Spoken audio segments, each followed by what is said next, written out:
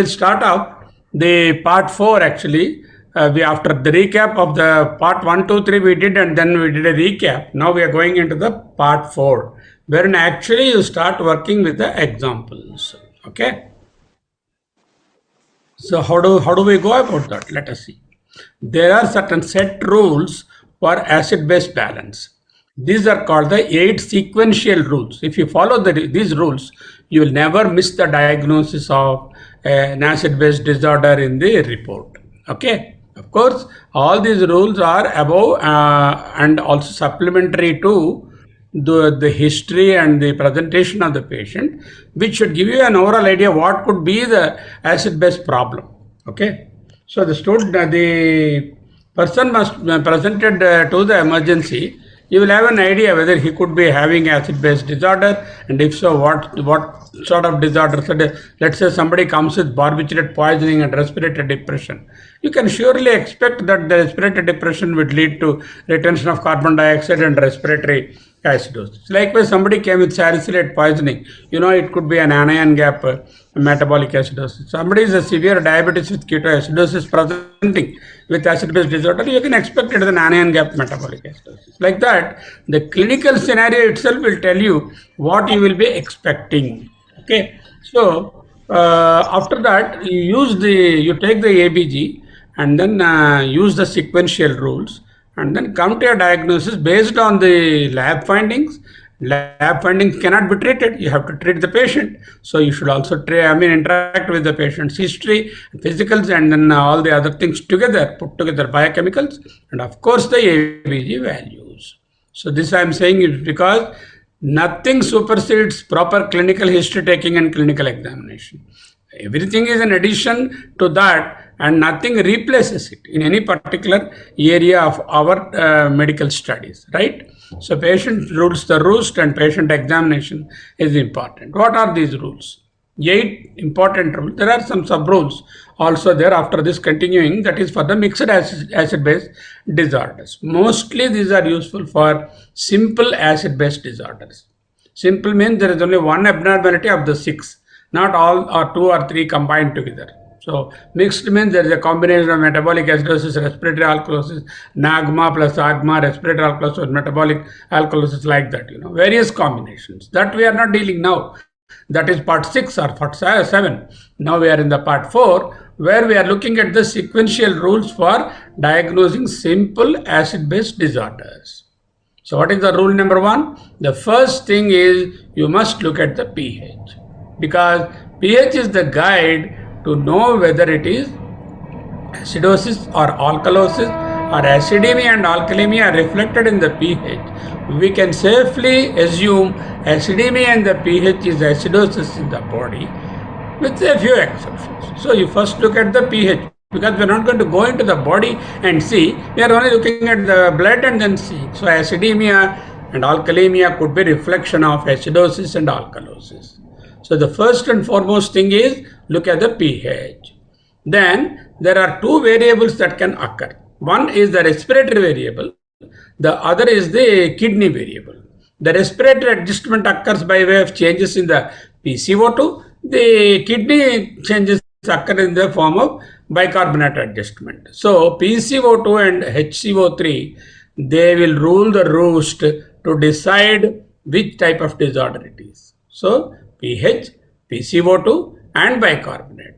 The primary variable in metabolic disorders is bicarbonate. The primary variable in respiratory disorders is carbon dioxide, which is the PaO2, arterial CO2, PaCO2, arterial CO2. Here there is arterial CO2. Usually it is vomited. If you write capital A, it is alveolar CO2, which we are not interested here. That is for respiratory failure. For acid-base disorders, we don't require that. Remember, the acid-base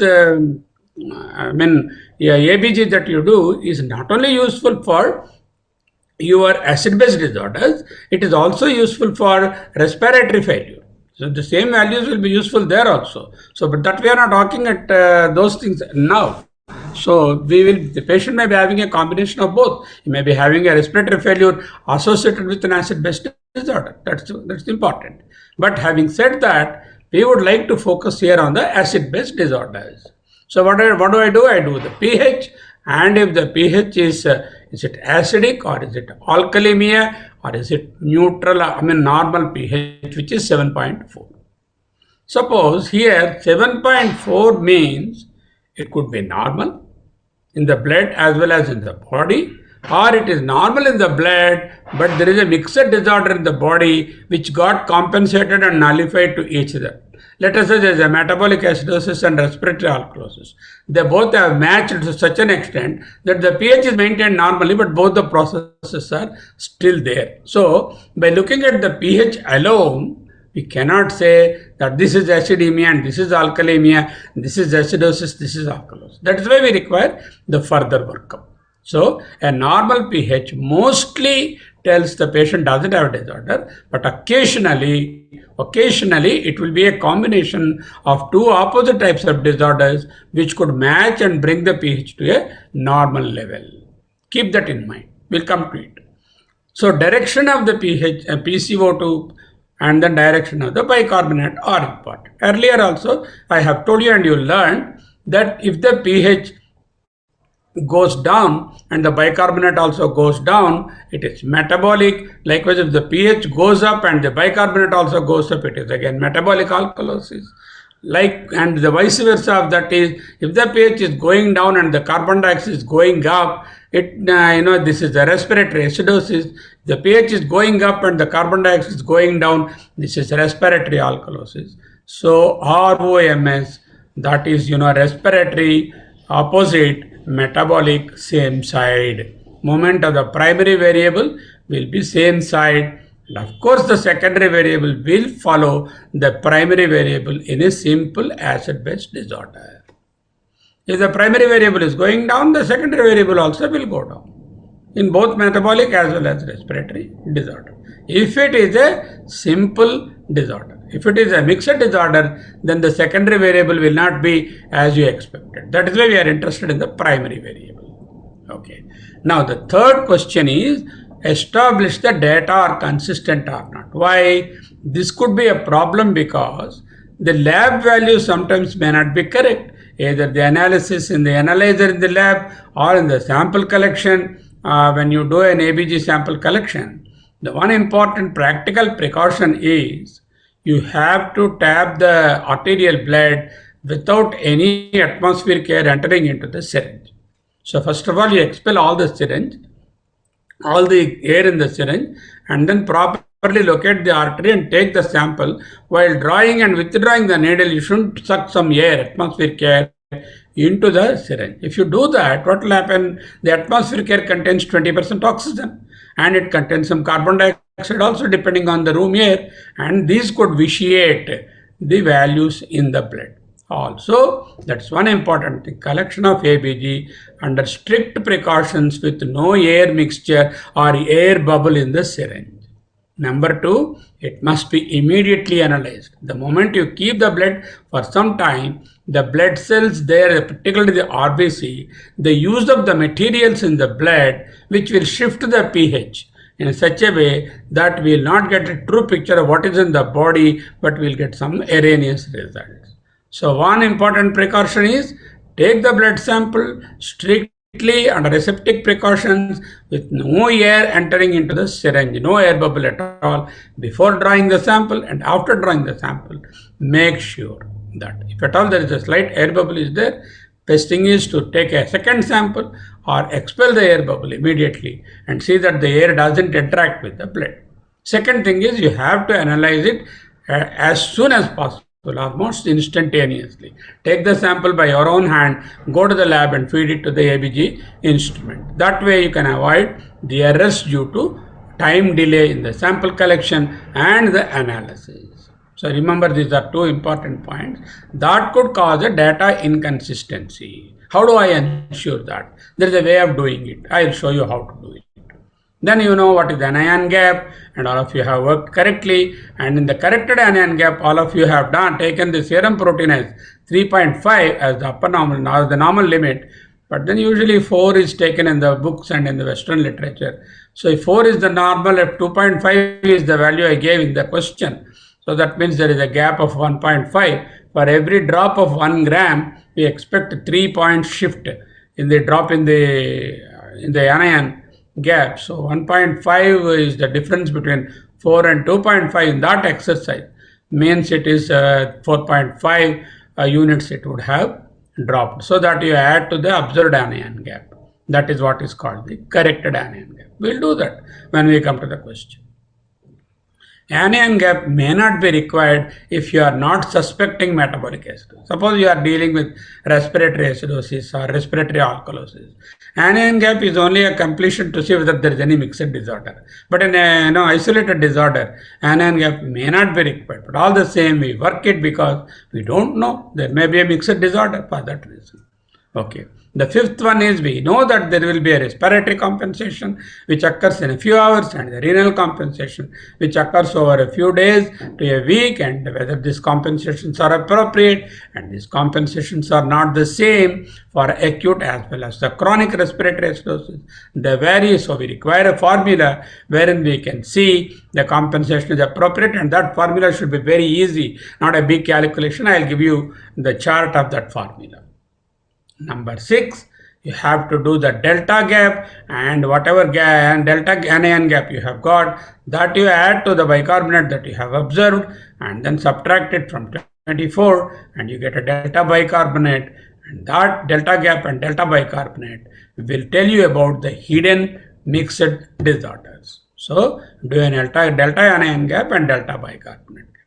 And also, to differentiate the different types of anion gap acidosis, I require to know the osmotic gap, and to differentiate them, we require a delta osmotic gap, and that I know. I showed you how to calculate. Again, we will do it. And also to differentiate, make a differential diagnosis of the conditions in the non-anion gap acidosis, I require a urine anion gap. That's all you require. Okay, anion gap, corrected anion gap, delta anion gap, bicarbonate, delta bicarbonate, osmolar gap, delta osmolar gap, urine anion gap. All these calculations I have already told you. It's a question of applying them in the principles, in the examples that we have. And finally, the most important, and you are basically a clinician. So, is the report consistent with the clinical observations I made and the history I have? If it is not, then you have to re-enter into history and physicals and check the veracity of that, and also redo the ABG, whether that's consistent with not. If it is not consistent, sure you are having a mixed problem, and then you have to sort it out. These are the 8 general rules of acid-base disorder assessment. Having said that, let us go and see some examples now. So rule number 1, I have showed you about the pH. Rule number 2, PCO2 and bicarbonate being the variables, immediate variable, PaCO2 little late, bicarbonate. And then rule number 3 must be able to establish the consistency of the result, and rule. So for that only, is the data consistent? Use this formula. Remember this formula. This I have not told you earlier. Now I am telling you, hydrogen ion concentration is equal to 24 multiplied by PaCO2 divided by HCO3. So Anderson equation, Anderson-Hasselbalch's equation, you know, that is slightly different than this one, but it is absolutely derived from the same thing. Here, instead of taking 1 by H or the log value of 1 by H, which is a pH, we are taking hydrogen ion concentration itself here. So everything gets reversed. There bicarbonate was on the numerator and PaCO2 was in the denominator. There was a 0.03 as the constant, dilution constant, and there was a pK which is 6.1. So that formula was somewhat like this. I will write here. pH is equal to pK, pK log pK. This is a pK is the log of that, plus you have got the concentration of the bicarbonate divided by the concentration 0.0307 multiplied by PCO2, and this is the thing. And supposing the bicarbonate normal is 24, and then this is the PCO2 is 40. This gives me 24 by 1.2, which is equal to 20. Of course, this is a log you have to add. All these are log values. pH is a log value, pK also is a log value. This is log pK. And then this log value of 20, log 20 is equal to, so we have to have this pK log is, we know, is 6.1. So that 6.1, we added the 1.3 is the log of 20, which is 7.4. So that was the Anderson-Hasselbalch's equation. Okay. But we are not using that now. We are using a different formula of the same equation. Here, instead of using pH, we are using hydrogen ion concentration. There is no log here, it's an inverse of that. So we are straight away taking hydrogen ion concentration. So what is the normal pH? Normal pH is 7.4. What is the hydrogen ion concentration if it is 7.4? 80 minus 40 is equal to 40.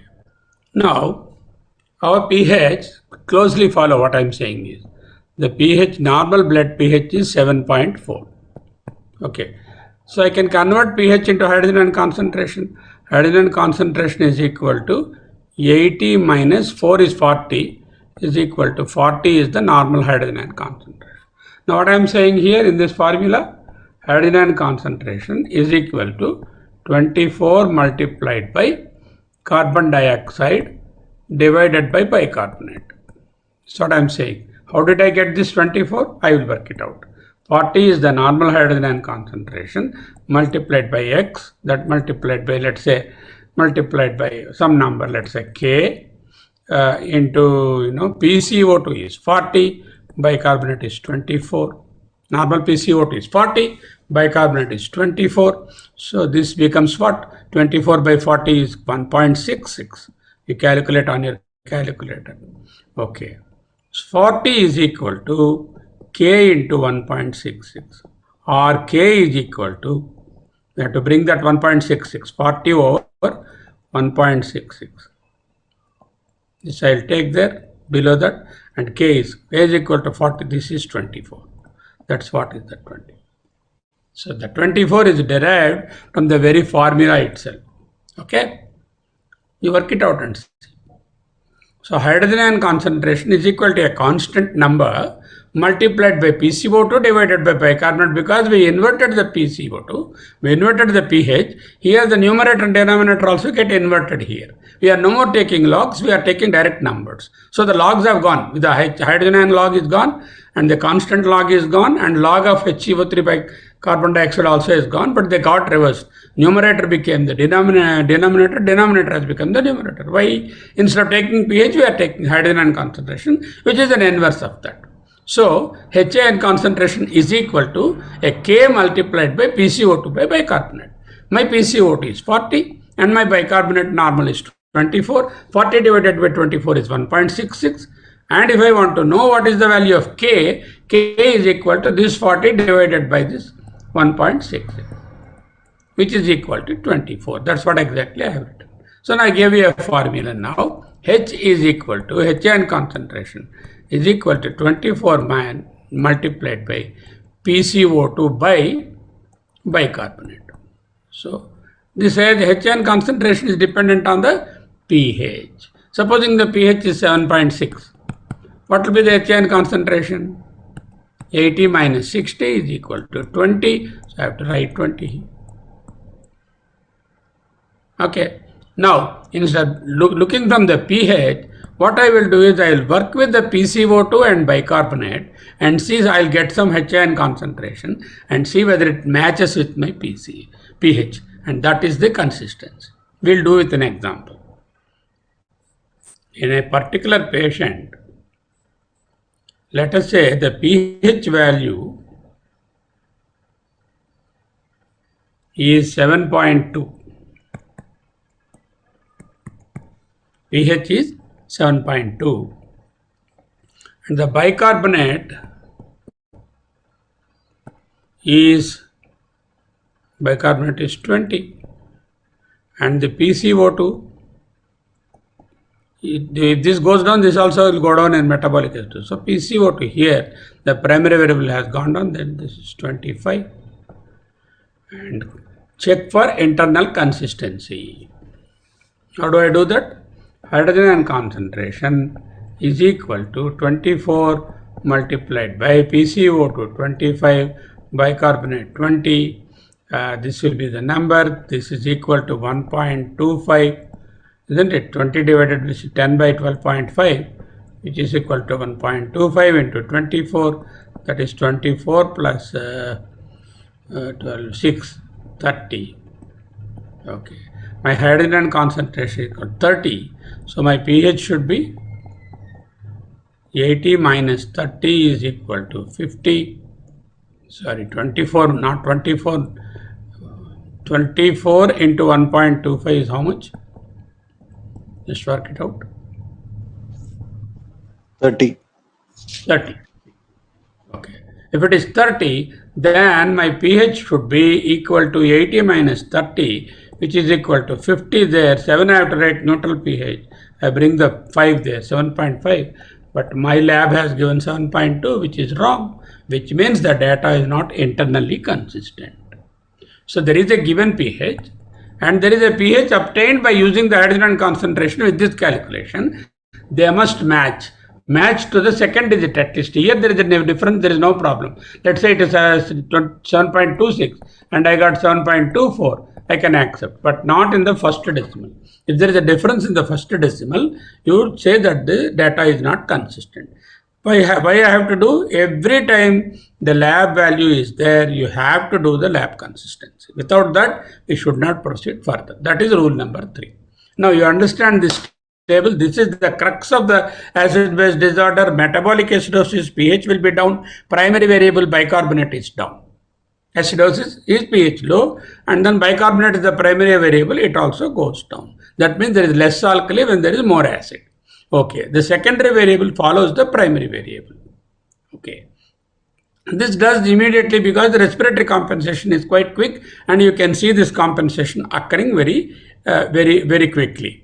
Whereas when you have metabolic alkalosis, means the pH is on the alkaline side more than 7.45, which means there is excess base is excess bicarbonate, or low acid is excess base. Low acid means excess bicarbonate, which is alkalosis. So bicarbonate is high, pH is high. The secondary variable PaCO2 also will be high. This is to generate acid into the body. PaCO2 more means there will be more carbonic acid will be generated, and that neutralizes the excess base. This also occurs almost very readily. Whereas acute respiratory acidosis, the pH is down, respiratory we know the primary variable will be opposite, so PaCO2 is higher. In chronic respiratory acidosis, the same direction, but as we know acute respiratory acidosis, the compensation is lesser compared to chronic respiratory acidosis. So the compensatory variable will increase over a period of time. In acute, not much. In chronic, very much. Whereas in acute respiratory alkalosis, there is pH is alkaline. That means the PaCO2 will be opposite direction, because ROMS is our way of looking at things. And chronic respiratory alkalosis doesn't differ in any way. Both are same. But the secondary variable takes a little more time and less pronounced in the acute and more pronounced in the chronic. All this is already told, but in one go you can see. You can keep this with you, and this will be a guide for the moment of if you look at these three things, pH, PaCO2 and HCO3, you can surmise the answer for simple acid-base disorder. But remember, for metabolic, these and these are going in the same direction. So the metabolic acidosis, the pH will be down and the bicarbonate also will be down, and the metabolic alkalosis, pH will be up and bicarbonate, the primary variable, will be up. Whereas in respiratory alkalosis, respiratory problems, the PaCO2 is the primary variable, which moves in the opposite direction. The compensatory variable is very much affected, very much tries to compensate in the chronic case, whereas in the acute case, the compensation is not that much. This is all in a simple acid-base disorders. Okay, let's go forward. So the same side, opposite side, we have already discussed, that is over. Now again the same, this table is the same, this you have understood. Now let us go to the rule number 4. You must now know the compensation is appropriate or not. For this, the rule of thumb is there is one gentleman who got a Nobel Prize also for his work, is a Winter. Winter's formula for the acid-base disorders. Okay, so the Winter's formula for acid-base disorders is in metabolic acidosis. If there is a bicarbonate difference of 1 from the expected, then the PCO2 difference will be 1. Likewise, in metabolic alkalosis, bicarbonate PCO2 is 2:1. Respiratory, it is 1:10. And then chronic respiratory, it is 1:3. And acute respiratory alkalosis, 1:5. And chronic respiratory alkalosis, 1:2. How do I remember them? There is no way. You have to mark it. Or you should be practicing it very often. Or you keep it on one side. If you want to derive why it is so, it will be a very circuitous route and I don't want to enter into that. There is a way of deriving them, but let's just take it in the good spirit that these are like this. In the metabolic acidosis, 1:1. Metabolic alkalosis, 2:1. For each 2 bicarbonate, 1 carbon dioxide. And then for respiratory acidosis, it is 1/10 acute. Chronic, 1/3. Acute respiratory alkalosis, 1/5. Chronic respiratory alkalosis, 1/2. So just keep it on your side. This is to check the whether the compensation is appropriate or not. So then they calculate the anion gap that we will know, and they calculate the osmotic gap and delta anion gap that I have told you, and also to get the observed bicarbonate and the delta bicarbonate also you are aware. Osmolar gap also you know. You use here, you use sodium, 2 into sodium plus 90/18 or 14/2.8. Total will be this much. This is the calculated, and there will be lab value. The difference will be the delta. Can you tell me why it is 18 and why it is 2.8 here? Anybody can answer? Why I am dividing glucose by 18 and 1/40 and 2.8? Anybody can open and answer? It is simple actually. Just concentrate and think, you will know. Very simple. Very simple. Yes, professor said it is very simple. Why are we dividing? Instead of just taking 90 and 14, why am I dividing by 18 here and 2.8 there? What is the basis of that? This is what? Sodium. In what units it is there? Milliequivalents. Okay, milliequivalents is equal to millimoles. Okay, what are these? This is in milligram. This is also in milligrams. So you can't combine milliequivalents in milligrams. You have to convert the milligrams into milliequivalents or millimoles. How do I do that? 18 is the molecular weight of the glucose. So I divide by 18 so that this gets converted into millimoles.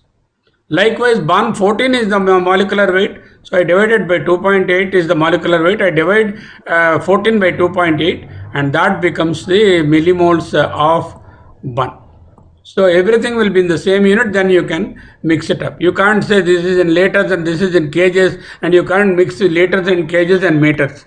No, some variable is in liter, the other is in kilograms, the other is in meters. I can't add 2 plus 4 plus 5, isn't it? The units must be same. Likewise here also, to make the units same, we have done that. Suppose in some countries they use millimoles there directly, and then you can as well add it. You don't require this calculation. Whatever is the millimole value of glucose or of bun, you just add that. Okay, so that is the logic behind that. This calculation you already know. You already know how to do a sort of osmolar gap or osmolality gap.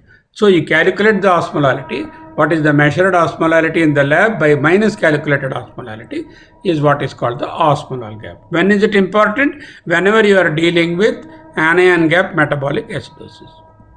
Not when it is alkalosis, and mostly it is anion gap metabolic acidosis. When you are having a NAGMA, non-anion gap metabolic acidosis, then you require urine anion gap to differentiate them. When you have the AGMA, you require the osmotic gap to differentiate them. Okay, keep them in the mind. So calculate the anion gap and also look at the NAGMA, you have to do the urine anion gap. This also we have already understood. Rule number 8 in mixed acid-base disorders, look at the clinical history and that separates the mixed disorders. So these are the 8 rules. Let us start working with a few examples now. Okay, I have given you the 8 rules and each one we will see. So Most important thing is you should know how to write the acid-base disorders. There will be a strip of paper printed there, like, so many values are written on that. Just ignore all those things. There will be calcium, there will be magnesium, there will be lactate, there will be this, there will be that. All garbage is printed by the machine. They may be required for some other purpose. For the purpose of acid-base analysis, all that garbage should be reduced into these two. What is this? The first line. This is the ABG. This is derived from the arterial blood. This is from the peripheral venous blood. These values are from the venous blood. That is why we are writing in two separate lines. First line is the ABG value. Second line is the plasma from the venous blood. The serum from the venous blood. Okay. We don't do serum, arterial sodium and arterial chloride and are not required. Venous sample and arterial sample are the same, so venous sample is good enough. Then what I have to do? Simultaneously, I have to do an arterial sample and a venous sample almost instantaneously at the same time. Then only it is applicable. Suppose I don't do that, then there will be a difference. So we have to pick up an arterial sample. Within a few minutes, you pick up a venous sample, or one of your colleagues draws a venous sample and you draw an arterial sample and send both of them with the same label. Label A, arterial blood, label B, venous blood. And then same Venkaya, Subbaya, you send it. Now, there is an internationally accepted conventional way of writing these things. You cannot make any mistake out of that. You don't have to write pH, PCO and all that. All you place the numbers in the respective field. The first number, of course, should be the pH. Because that is the variable which is we are interested primarily. The one which will immediately change is the PCO2. So that will be the first is the pH, second is the PCO2, we know it is 40, and the third is the one which supports the respiratory status is the oxygen. We know, looking at the oxygen, we know whether the respiration is depressed or not. So we have a PaO2 also as a corollary, not to calculate but to support the observations in the respiratory area. Okay, and the slowly developing variable is the bicarbonate that you keep on this one. So our important interest is PCO2, bicarbonate and pH. So those only we wrote. We wrote pH, then we wrote PCO2 and the supporting variable O2 also we have measured, and then we have put the bicarbonate. This is the conventional way of putting. Now we understand. 7.4 is the pH, 40 is the CO2, 96 is the PO2, and then the 24 is the bicarbonate. That is the first line. You must learn to write this information from that sheet of paper where 1,100 values are printed. I care least about the other values. Don't bother about lactate, load, don't bother about calcium, magnesium, this, that, protein, all things it will give. Because it is a sort of computerized printout, it will just measure everything and give. But you are interested only in these things, nothing else. So you churn out those things, pick up these things and write aside. The first line of ABG is arterial blood, pH, followed by PCO2/PO2/HCO3. Then the bottom line is about the information to calculate the anion gap, osmotic gap and things like that. And this is a venous blood. So you don't have to mention venous blood. It's obvious if you don't mention arterial blood, it is obviously peripheral venous blood only. So this is the normal serum sodium. That is the most important cation. And the accompanying cation is potassium, but we don't use in the calculation. All of you have used potassium in the anion gap calculation. It's not required. I gave you to just give little confusion so that you should avoid carefully not adding potassium. You don't have to add that. But this is a poor man's barometer of pH. If potassium is more, I know it is acidemia, and potassium is less, it is alkalemia. Just for corroboration, you keep there. So sodium by potassium will be the first line. The second one, most important anion is chloride, and the next important anion is bicarbonate, chloride by bicarbonate. And the third thing required to calculate my sort of osmotic gap is the bun I require. I have to divide it by 2.8, so I would require the bun, and this will tell me the kidney function. Creatinine and bun both may be the same, but creatinine is more sensitive renal marker than bun, so use creatinine also. And write glucose in the Y-shaped area. This is required again. This is an osmotic substance. This is required for the osmolar gap or osmolality gap calculation. So now learn to write the report in this fashion. Don't write in any other form. This is the only way you have to internationally accept it. The first value is sodium by potassium. Here chloride by bicarbonate, and then the 1 by creatinine and the glucose here. And there is 1 bicarbonate here, there is 1 bicarbonate here. What is that? This is the arterial bicarbonate. This is the venous bicarbonate. They could be same or there could be slightly different. Venous blood is slightly alkaline compared to the arterial blood. So the venous bicarbonate could be slightly more than the arterial bicarbonate. For calculation of the anion gap, we are using venous samples. So we have to use venous bicarbonate only and not the arterial bicarbonate. But this is required for you to guide you whether it is depressed or increased. We don't go by this value, but we go by the arterial value. Any doubt on this? I would like to clarify at this stage.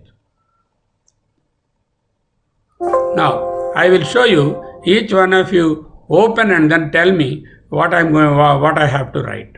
I'm going to put one extra slide here. On that slide, I'll write. Now you tell me what I have to write and what is the normal value. Then I will go ahead with the writing. So there are 6 or 7 candidates here. So what should be the first? I have to write the ABG. So what will I write first? Tell me.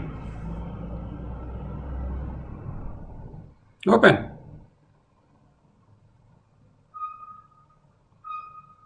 What I have to write? The first variable. Hey, what is this? Okay, pH. What will be the second variable? PCO2. What will be the next one? PO2. Next one, arterial bicarbonate. Okay. Now this is the venous sample. Okay, what is the first one? Sodium. Sodium. Okay. By potassium. Next, Chloride. below Bicarbonate. Bicarbonate. Blood urea. 1. Here, Creatine. then a white. Here, Glucose. you have to write. You should learn to write like this. Then if I put them the numbers, what will be these numbers look like in a normal report? 7.4 slash tell 40 slash 96. slash 24. 24 by, this is the first one. The second one here, sodium is 140 by 140. 4 slash 100. and then the chloride is 100 and 100. bicarbonate is 24 Bicarbonate 24. slash then this is 14 and this is 0.8 or 7, whatever it is, there will be 100 or 110. No. You must know how to write these in this format. From that big list of things printed on that paper, a strip of paper is printed and you just extract only this much information and nothing else is required. Now, this is out. Now, what is this? Somebody can open. This is how it will be given only in the exams. Nobody will tell you this is pH, this is sodium. And in the question paper, it will be like this and you have to analyze. What is this? Open pH, sir. pH. pH, sir. This is, PCO2, sir. this is, PO2, sir. this is, Bicarbonate. are the normal or abnormal? Normal, sir. They are looking very normal. From the ABG report, I am thinking that this patient may be a normal patient without any acid-base disorder. But I have given you a caution. It could be a compensated mixed disorder, which will throw the pH also 7.4. But these variables will not be like that. 7.4 alone can be normal or a mixed disorder. But this patient with all the 4 values looks that he is having no acid-base disorder. What is this? Sodium, sir. This one, Chloride, sir. this one, Bicarbonate, sir. this is potassium. We don't use in the calculation. Potassium, sir. Even there. This is bun. And this One, is sir. Creatinine, sir. this is the sugar. Now, can you Glucose. calculate the anion gap in this? What is the anion gap? 140 minus 106 plus 24. 140 minus 130. 130 is equal to 10. Delta anion gap, delta Ag is equal to 10 minus 12. Minus 2. 10 minus 10. 10 is expected, 10 is observed, so 0. So there is no delta Ag is down. And there is no shift in the bicarbonate, nor a shift in the pH, nor a shift in the carbon dioxide. Looks to be a very normal report. Can I verify the internal consistency? How do I do that? Internal consistency. H is equal to 24 multiplied by PCO2 by bicarbonate. That is the formula. So let us find out whether what is the H. 24 multiplied by what is the PCO2? 40. Bicarbonate 24. So 40 divided by 24 is equal to 1.66. Is 1.6. Internal consistency. 24 multiplied by 1.66 is equal to 40. So my H is equal to 40.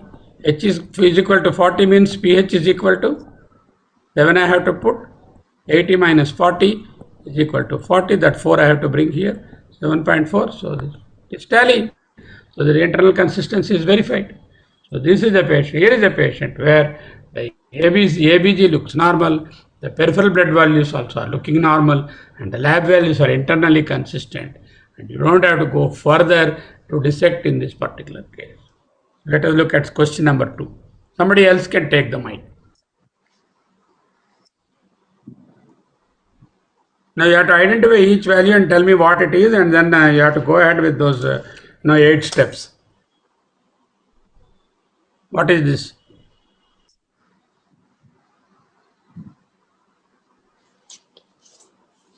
One other student can open, no?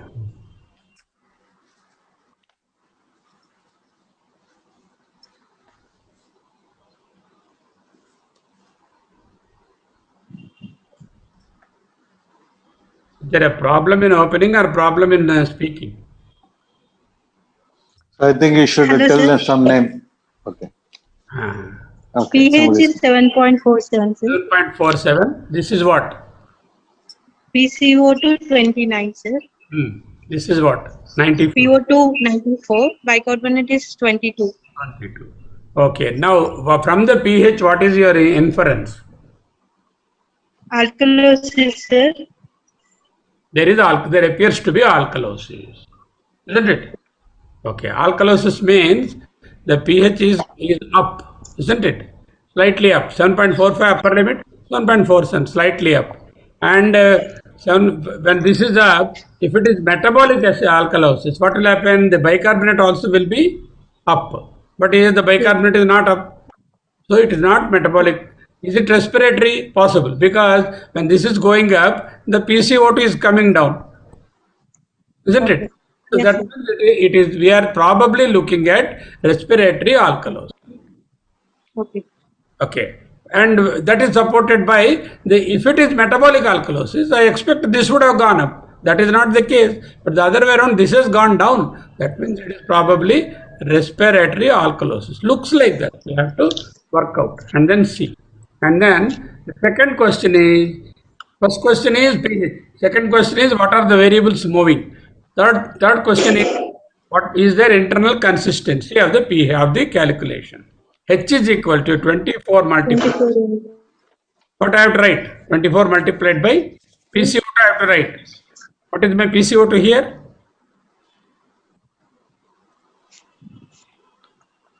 Come on, 20. 29.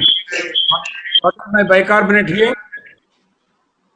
22. 22, sir. Okay, somebody can do that quickly. 29 by 22. I will also do. 29, sorry. 29 divided by 22 is 1.318, or I'll call it as 1.32. That multiplied by 24 is equal to 31.6. Okay, hydrogen concentration is 31.6, round it to 32. Okay, what will be the P if hydrogen concentration is 32? So that will be 7 followed by 80 minus 32 is equal to 67.7. 48. What is given in the means I told you the second digit, don't worry. Second digit variation is allowed between your calculation and between your and observed value. Okay, so 7.48, it is consistent. Data is internally consistent. Okay, sir. Okay. So should we do an anion gap or not? We don't require to do because it is alkalosis number one, that to respiratory alkalosis. Anion gap is we are interested only in case of metabolic acidosis. But all the same, there could be a mixed disorder. In order to avoid that, I would do an anion gap. So what is the anion gap? Sodium 140 minus 106 is the chloride and 22 is the bicarbonate. This bicarbonate are same, but here you have to use this bicarbonate in this calculation.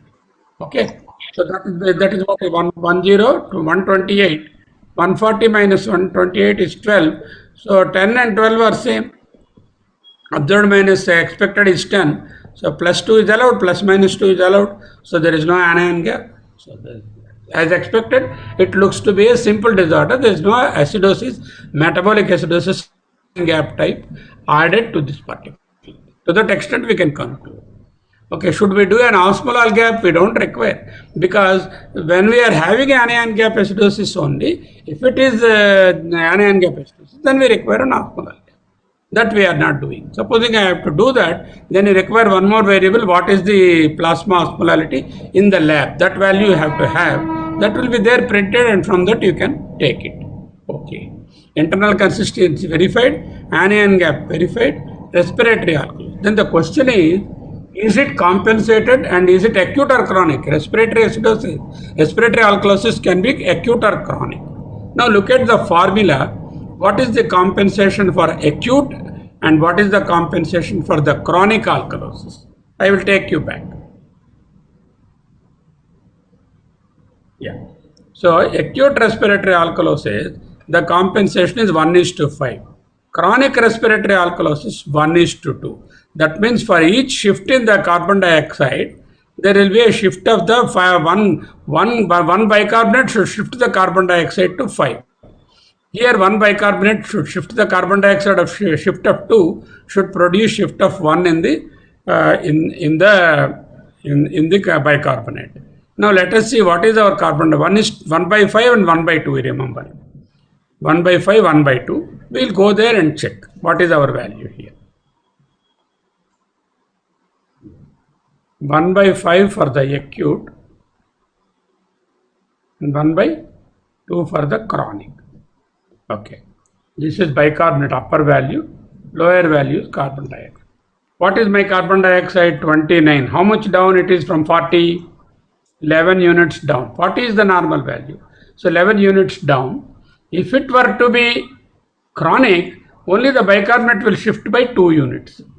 But here for every 5 you shift in the carbon dioxide, there will be a shift of 1 in the bicarbonate. There is a shift of 11 of the carbon dioxide. So we expect a bicarbonate shift of 2 if it is acute. So there is exactly 2 shifts. So it looks like acute respiratory.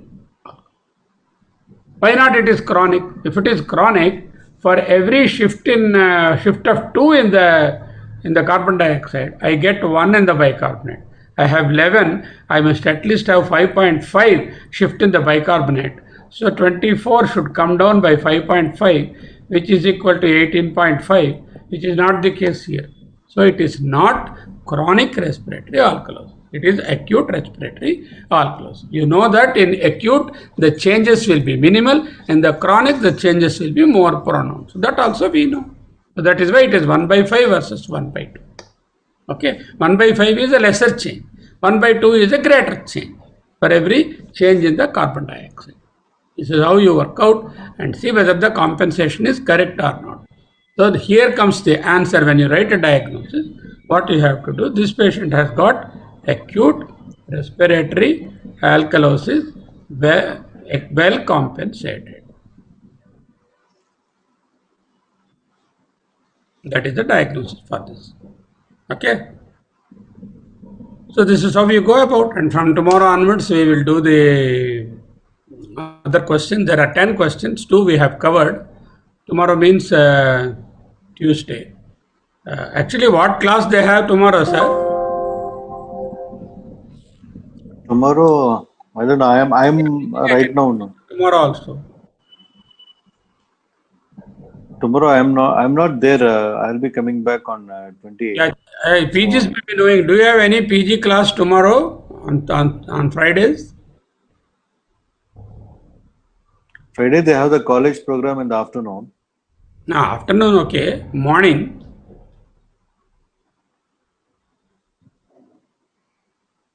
None of the PGs can speak up.